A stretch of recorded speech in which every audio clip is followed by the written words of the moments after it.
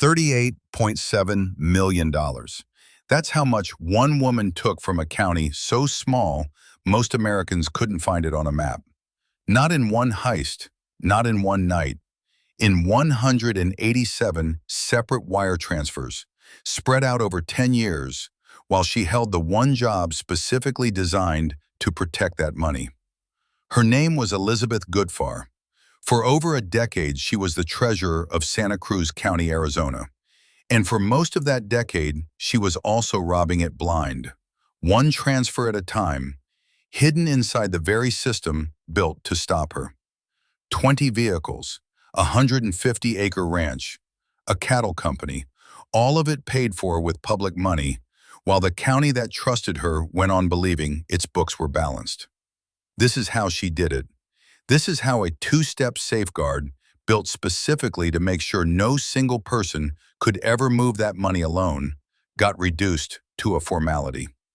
And this is how, in the end, it wasn't a county audit that caught her.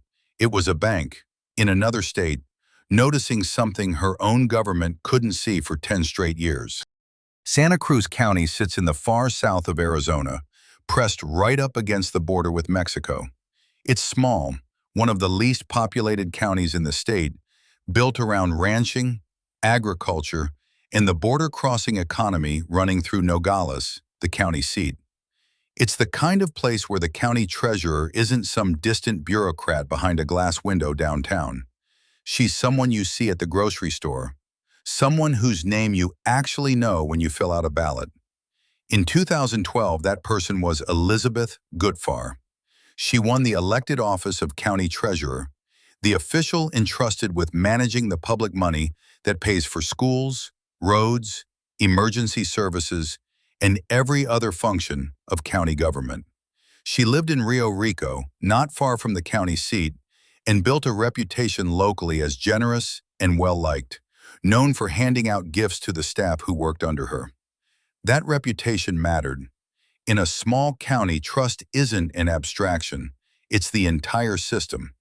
There's no army of independent auditors watching every transaction in real time. There's a handful of employees, and an elected official everyone assumes is exactly who they appear to be. Nobody watching Elizabeth Goodfar get sworn in had any reason to think that within 2 years, she'd start using that trust as a tool. The scheme began in March of 2014, roughly 2 years into her time in office. Goodfar set up companies. On paper, they look like ordinary vendors, the kind of outside contractor a county treasurer's office might legitimately pay for services. In reality, they performed no legitimate business at all. They existed for one purpose: to receive money that belonged to Santa Cruz County and route it into accounts she controlled. Normally, moving public funds out of a county account isn't something one person can do alone, and for good reason. Santa Cruz County had a safeguard built for exactly this scenario: a two-step wire approval process requiring one employee to initiate a transfer and a second, different employee to log in separately and approve it.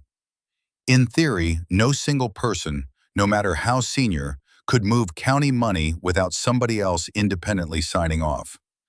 Goodfar got around that safeguard in the simplest way possible.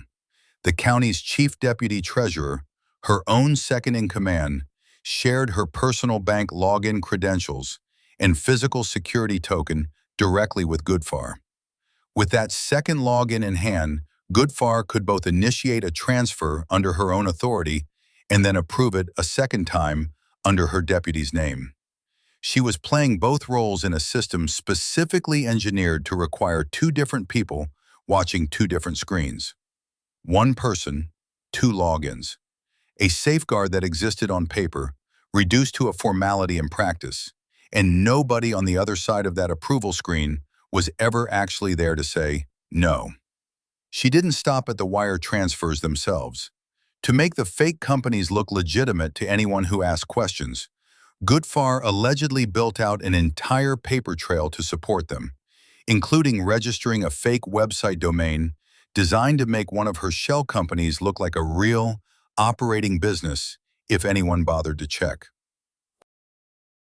Once the mechanism worked, she used it again and again for 10 years. By the time investigators finished counting, they identified approximately 187 unauthorized wire transfers, moving money out of the county's treasury and into accounts tied to her fake companies. An earlier state-level review had put the number closer to 182, but as federal investigators dug deeper into a decade of records, the true count kept climbing. To keep it hidden, Goodfar didn't just take the money, she rewrote the paperwork behind it, line by line.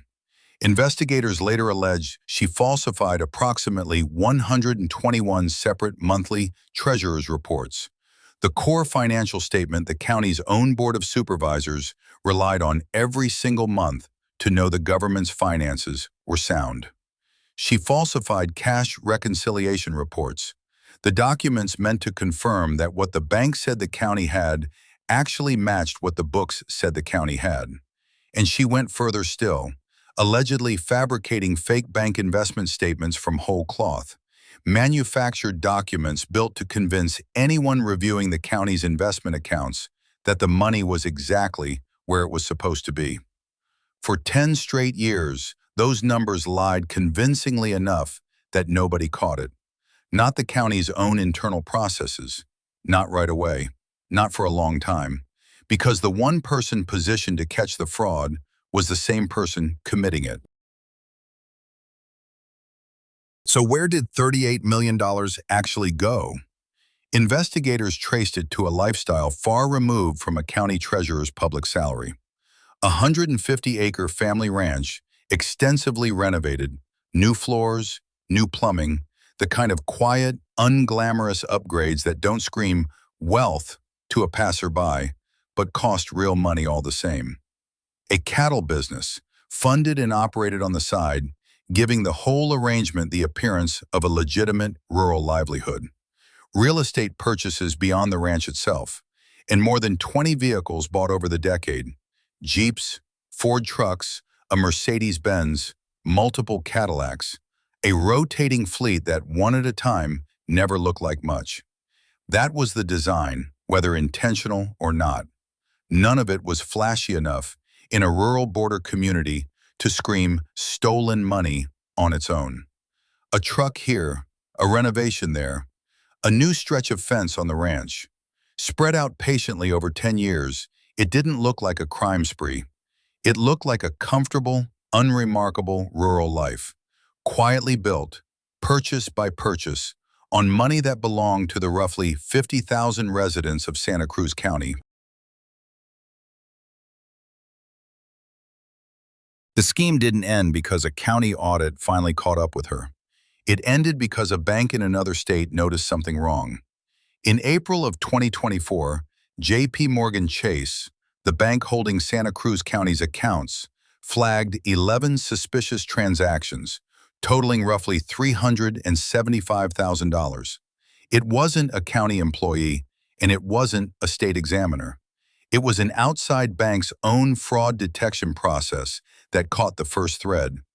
Chase alerted the county directly. That alert set off a chain reaction. County officials notified the FBI. An internal audit began, the first real one to actually look hard enough, fast enough. The FBI and IRS criminal investigation opened a joint federal probe. And once investigators started pulling on that one small thread, 10 years of falsified records started coming apart at the seams. What began as 11 flagged transactions worth a few $100,000 turned, within months, into a decade-long trail worth nearly $40 million. One bank's fraud alert unraveling a scheme that had survived a full 10 years of normal government oversight.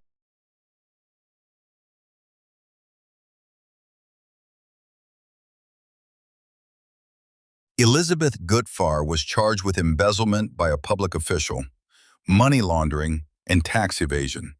She pleaded guilty to all three.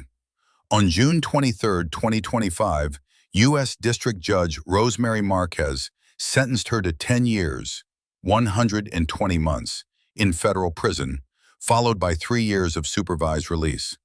The court ordered her to pay approximately $51.8 million in restitution, more than she actually stole, a figure covering both what the county lost and the cost of the years-long investigation it took to prove it. Ms. Goodfar stole more than money from the people of her county, said U.S. Attorney Timothy Corchain after the sentencing. She betrayed the confidence of the voters who elected her. This sentence shows that abuse of public trust will be punished. The FBI's Phoenix office put it even more bluntly.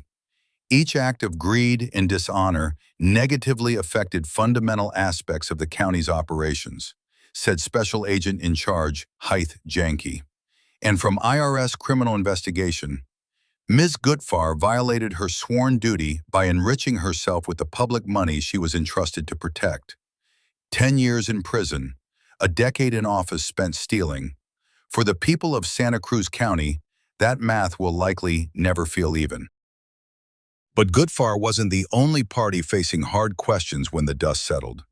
In November of 2024, Santa Cruz County turned around and sued the state of Arizona's own Auditor General, alleging gross negligence, arguing that the office specifically responsible for overseeing county finances should have caught a scheme this size years, if not a full decade, before a bank in another state finally did. The Auditor General's office fired back the following April with a countersuit, accusing the county of its own procedural violations, including a claim that the county broke the state's open meetings law simply by filing the original lawsuit.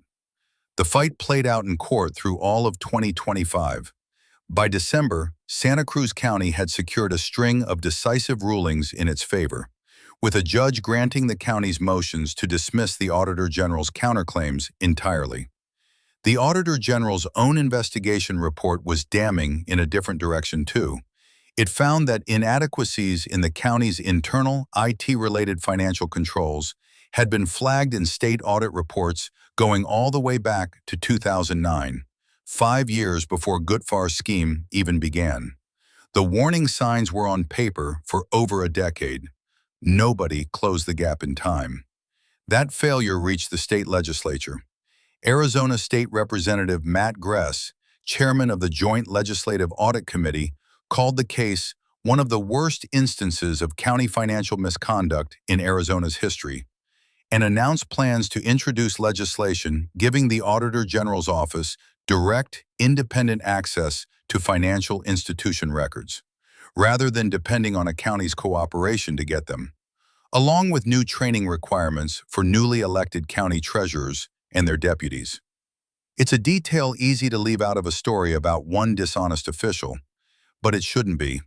Goodfar built the scheme, and Goodfar is the one now serving 10 years for it. But it was oversight at the county level and at the state level too, for the better part of a decade, that let it run undetected for so long.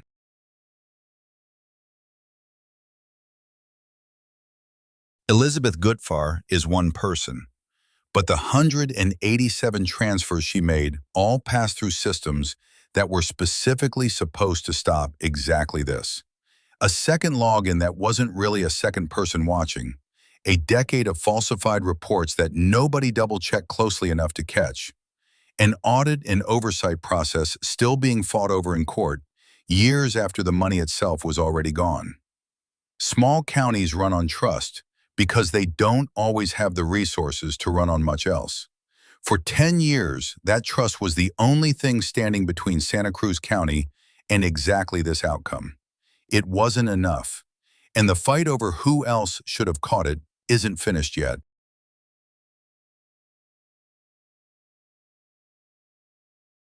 If stories like this are the reason you're here, you know what to do. Like this video, subscribe for the next one, and drop a comment.